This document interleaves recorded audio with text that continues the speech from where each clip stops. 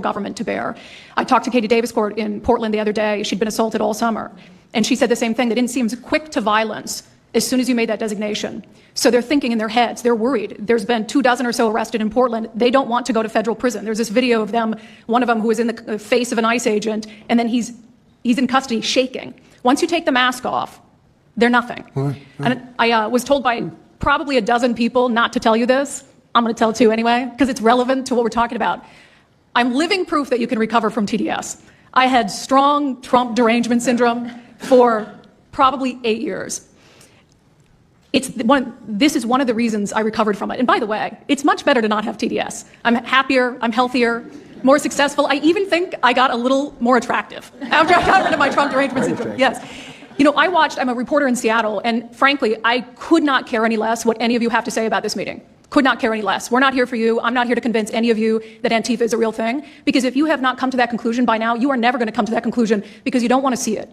And you're going to go and you're going to say it's a bunch of right-wing conservative influencers who are here spinning a tale. I was one of you. I was a mainstream reporter in Seattle for 10 years. I was a TV reporter on the streets doing my job, and I was still assaulted by Antifa. So it's not about being conservative. It's about people who go there and show what they're doing. And when I saw, after all those years, that the media wouldn't be honest about what was happening, that Democratic politicians wouldn't be honest about what was happening, I thought, well, gosh, if they're not being honest about that, maybe they're not being honest about President Trump either. And it opened my mind to just looking at things for what they were. And now I find you quite funny, actually.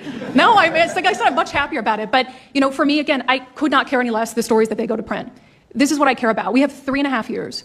Nothing is guaranteed, although I think if Democrats keep it up, we'll probably have Republican presidents for the next 3 decades.